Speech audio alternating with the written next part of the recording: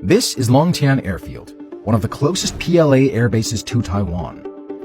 And these are Soviet-era J-6 fighter jets, NATO codename Farmer. Although we are looking at 1950s jets, we are not in the midst of the Cold War, but in present-day China.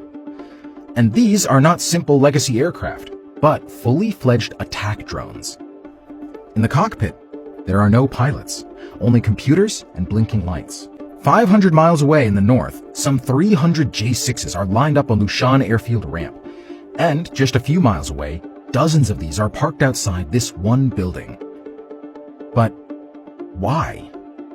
The short story is that this is the facility where the conversion happens. Lushan Airfield is where the yet-to-be-modified jets are stored, and Longtian Airfield is one of the few air bases where the jets are based at. And coincidentally, the majority of these bases are the closest to Taiwan.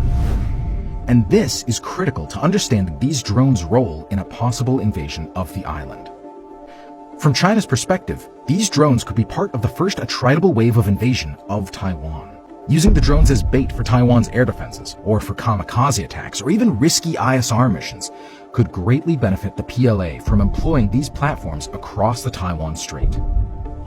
But before diving deep into their role, let's first see what these aircraft are capable of. The J-6 is essentially a replica of the Soviet MiG-19. While the Soviet Union ceased production in the late 1960s, China continued building them until the mid-1980s. Out of the over 3,000 produced, an estimated 1,000 are still in operational conditions. As of April 2022, around 600 J-6 jets had been converted into UCAVs, but the actual number could be higher. These aircraft are technologically old, but they don't need to be advanced. On the contrary, their simplicity is in this case a critical advantage. The unmanned nature of these UCAVs eliminates the need for safety checks required for piloted aircraft. Additionally, their simplicity results in fewer moving parts and less complexity, leading to reduced maintenance and repair needs compared to more advanced aircraft. For example, these jets lack an onboard radar and are powered by two relatively simple engines from the 1950s, each producing around 25 kilonewtons of thrust. This is sufficient to propel the jet to supersonic speeds and carry up to 1,000 pounds of ordnance over an operational range of 350 miles.